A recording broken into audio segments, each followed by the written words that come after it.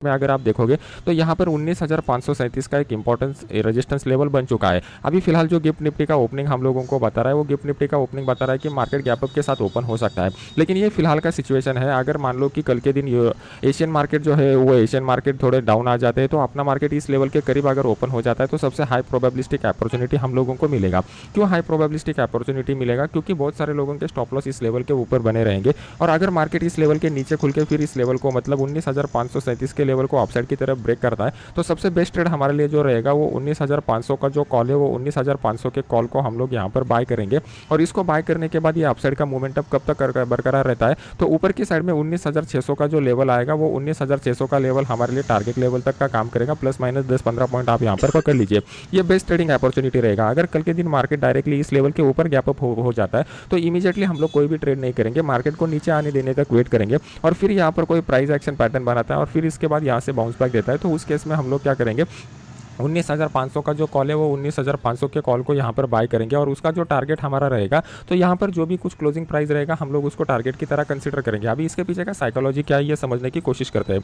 अभी यहाँ पर आप देखोगे तो नीचे की साइड में हम लोगों को अच्छा खासा बाइंग यहाँ पर देखने को मिल चुका है। यहाँ पर अगर आप रियल बॉडी देखोगे तो ये हमें इंडिकेट कर रहा है कि बाय के कुछ पोजीशन अभी भी मार्केट में होल्ड रखे हुए हैं। तो जैसे ही मार्केट गैप अप के साथ खुलेगा, गैप अप के साथ खुलने के बाद क्या हो जाएगा, यहाँ पे 2 दिन में जिन्होंने भी बाय किया रहेगा उसमें से कुछ वीक हैंड रहेंगे, कुछ स्ट्रॉन्ग हैंड रहेंगे। तो वीक हैंड क्या करेंगे, यहाँ पर प्रॉफिट बुक करना प्रेफर करेंगे, और उसकी वजह से मार्केट में हम लोगों को हल्की सी गिरावट देखने को मिल सकती है। तो जब भी मार्केट इस इंपॉर्टेंट सपोर्ट लेवल पर आया रहेगा, तो ये 2 दिनों में जिन्होंने भी अपॉर्चुनिटी को मिस किया रहेगा, वो जिन्होंने अपॉर्चुनिटी मिस किया रहेगा उनमें एक फियर ऑफ मिसिंग अपॉर्चुनिटी का इमोशन डेवलप हो जाएगा, और वो उनको यहाँ पर ट्रेड करने के लिए मजबूर करेगा।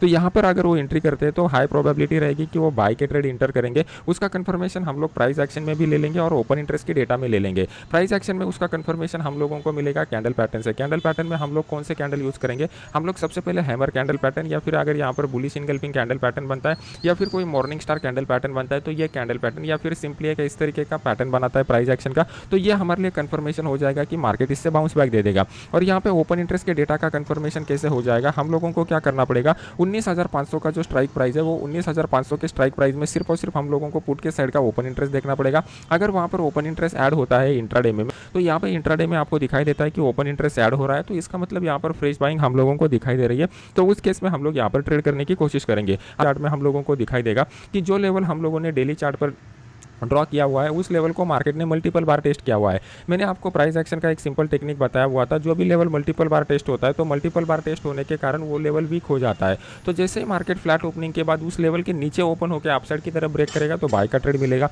अगर मार्केट गैप अप के साथ ओपन होता है, तो उस लेवल से बाउंस बैक देने की प्रोबेबिलिटी ज़्यादा रहेगी। यही बेस्ट अपॉर्चुनिटी यहाँ पे देखने को मिल रहा है। अभी डाउन साइड के मोमेंटम के बारे में अगर आप देखोगे, तो मार्केट को पहले यहाँ पे कुछ ना कुछ ऊपर की साइड में प्राइस एक्शन बनाना पड़ेगा। अगर कुछ ना कुछ प्राइस एक्शन बनाता है, तभी मार्केट में हम लोगों को अपसाइड का मोमेंटम या डाउनसाइड का मोमेंटम देखने को मिलेगा। यहाँ पर मार्केट इस लेवल के ऊपर जब तक रहेगा, तब तक हम अपसाइड के मोमेंटम के लिए ट्राई करेंगे। मार्केट अगर इस लेवल को ब्रेक भी करता है, तो इमीडिएटली सेल का पोजीशन मत लीजिए, यहाँ पर पहले वेट कर लीजिए। और प्राइस एक्शन के साथ साथ ओपन इंटरेस्ट का डेटा भी हम लोगों को कंफर्मेशन देता है। तो यहाँ पे कौन से भी लेवल के ऊपर डाउनसाइड का मोमेंटम आ गया और एक बार इस लेवल को टच करने के बाद, तो हम लोग या फिर यहाँ पर सेलिंग का ट्रेड ले सकते हैं। जिन लोगों को यहाँ पर दिखाई दे रहा है एक बड़ा कैंडल दिखाई दे रहा है, लेकिन इस बड़े कैंडल को आप ठीक से देखोगे तो आपको पता चलेगा कि यहाँ पर जो शैडो बन चुके हैं, ये शैडो ज़्यादा बड़े हैं बॉडी से।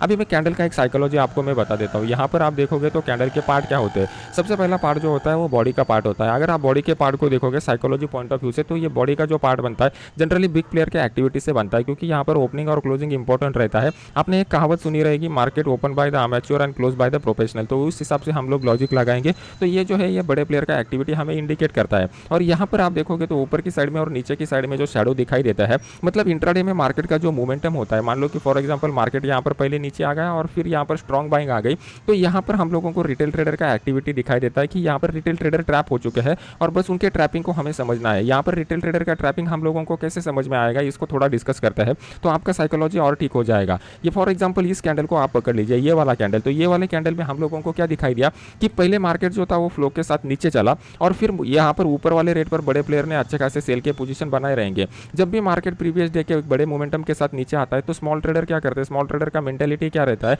ये बड़े मोमेंटम के बाद उनका सेंटीमेंट जो मार्केट की तरफ देखने का होता है, वो सेंटीमेंट नेगेटिव हो जाता है। अभी मार्केट में तो उनका नेगेटिव सेंटीमेंट बन गया, लेकिन उनका पोजीशन मार्केट में खड़ा नहीं रहता, मतलब उन्होंने कुछ भी सेल किया नहीं रहता। तो वो वेट करते हैं कि मार्केट में कब सेल करेंगे। तो वो क्या करते हैं, जैसे ही मार्केट के इस लेवल को मार्केट लो को ब्रेक करेगा, वो लोग स्मॉल प्लेयर जो है वो अपना सेल का पोजीशन इनिशिएट करते हैं। और बस यही बिग प्लेयर का ट्रैप होता है। आपको इसको समझना है कि बिग प्लेयर कैसे स्मॉल प्लेयर को ट्रैप में फंसाते हैं। और जैसे ही मार्केट फिर नीचे आ जाता है, यहाँ पर हम लोगों को एक स्ट्रॉन्ग बाइंग देखने को मिलता है। मतलब यहाँ पर सेलर का किस तरीके से, मतलब जो राइटर रहते हैं, बिग प्लेयर रहते हैं, उनका किस तरीके से फायदा होता है, इसको समझने की कोशिश करो। अभी जब भी मार्केट नीचे जाता रहेगा ना, तो बिग प्लेयर क्या करेंगे, यहाँ पर मार्केट को ऊपर लेके जाने की कोशिश करेंगे। लेकिन ऊपर लेते जाते समय वो कॉल को बाय करना प्रेफर नहीं करेंगे। वो लोग क्या करेंगे, पुट को शॉर्ट करना प्रेफर करेंगे। तो इसकी वजह से वो क्या हो जाएगा, मार्केट जैसे ही नीचे आ जाएगा ना, पुट के जो प्रीमियम है ना, वो पुट के प्रीमियम ऑटोमेटिकली बढ़ जाएंगे।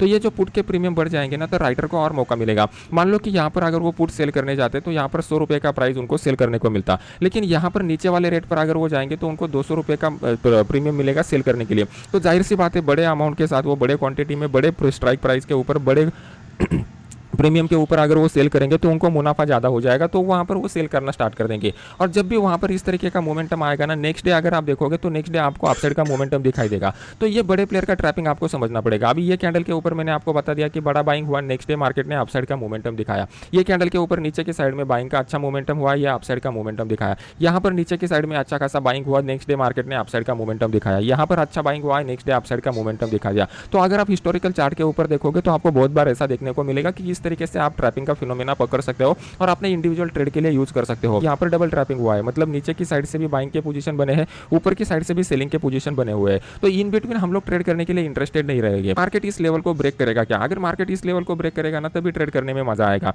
अगर इन बिटवीन अगर आप बैंक निफ्टी में ट्रेड करोगे ना, तो इसमें आपको एक तो पहली बात है कि कम क्वांटिटी के साथ ट्रेड करना पड़ेगा, और दूसरी बात है कि मिनिमम टारगेट के लिए आपको यहाँ पर ट्रेड करना पड़ेगा। मिनिमम टारगेट के लिए क्यों? क्योंकि जैसे ही मार्केट मान लो कि यहाँ पर इन बिटवीन आपको सेल का सिग्नल मिल गया, तो मार्केट अगर नीचे भी आएगा ना, ये मार्केट में स्ट्रॉन्ग सपोर्ट की तरह एक्ट करेगा।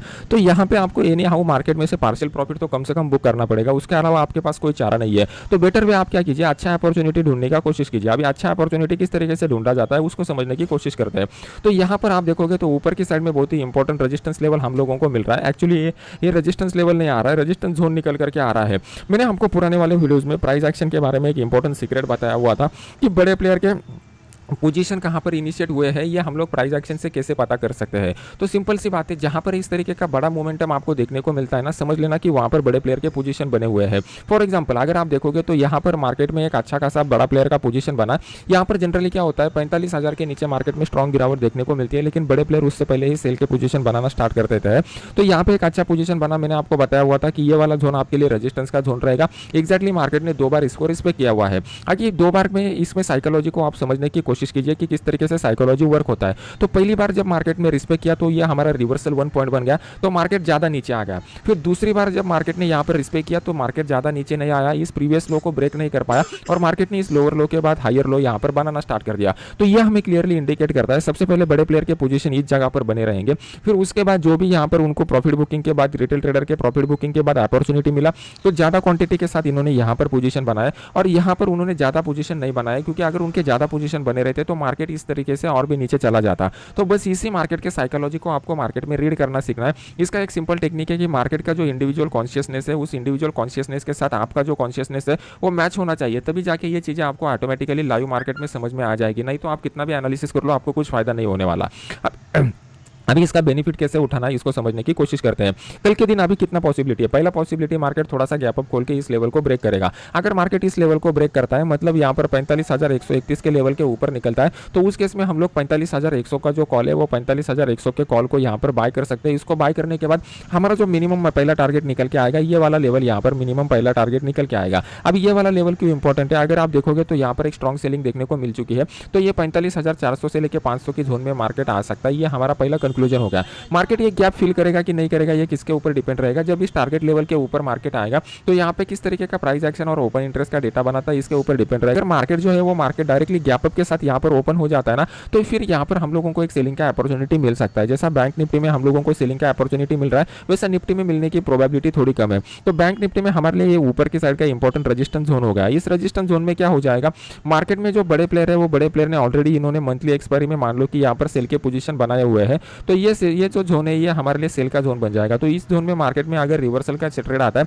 तो उस केस में हम लोग 45,300 का जो पुट है वो 45,300 के पुट को यहाँ पर बाय करेंगे। इसको बाय करने के बाद हमारा जो टारगेट लेवल रहेगा ना, ये टारगेट लेवल ये वाला रहेगा और इस टारगेट लेवल के करीब हम लोग प्रॉफिट बुक करेंगे। इस ट्रेड में हम लोगों को क्वांटिटी जो है वो क्वांटिटी कम रखनी है और टारगेट जो है वो टारगेट भी हम लोगों को मिनिमम रखना है। इसके पीछे का लॉजिक क्या है, क्योंकि यहाँ से मार्केट में एक अपसाइड का ट्रेंड स्टार्ट हो चुका है और ये जो अपसाइड का ट्रेंड रहता है यहाँ पर ये बीच में जो डाउनफॉल आ जाता है इसको हम लोग करेक्टिव वेव बोलते हैं और इस करेक्टिव वेव में अगर हम लोग ट्रेड करते हैं तो हम लोगों को हमेशा क्वांटिटी कम रखना पड़ेगा। मैं प्राइस एक्शन के साथ साथ आपको मनी मैनेजमेंट पे भी कुछ रूल सिखाना चाहता हूँ जो आपको आने वाले समय में हेल्प करेंगे। तो ये हमारा ट्रेंडी फेज बन जाता है। मार्केट में जब भी ट्रेंडी फेज आता है ना, तो ट्रेंडी फेज में हमेशा बड़े क्वांटिटी के साथ हम लोगों को ट्रेड करना पड़ता है, क्योंकि यहाँ पर बड़ा पैसा कम समय में बन जाता है। फिर मार्केट में मान लो कि यहाँ पर इस तरीके का एक रिट्रेसमेंट का रेंज बाउंड का फेज आ जाता है, तो यहाँ पे क्वांटिटी कम रख के हम लोग को ट्रेड करना पड़ता है, क्योंकि वहाँ पर पैसा कम बनने की प्रोबेबिलिटी ज़्यादा रहती है। ये जो ट्रेंडी मार्केट रहता है ये ऑप्शन बायर का मार्केट रहता है। यहाँ पे ऑप्शन बायर अच्छा पैसा कमाता है और ये वाला जो रेंज बाउंड का मार्केट रहता है ये ऑप्शन राइटर का मार्केट रहता है। मतलब मार्केट जो है वो मार्केट दोनों पार्टिसिपेंट को पैसा कमाने का मौका देता है, बायर को भी और सेलर को भी।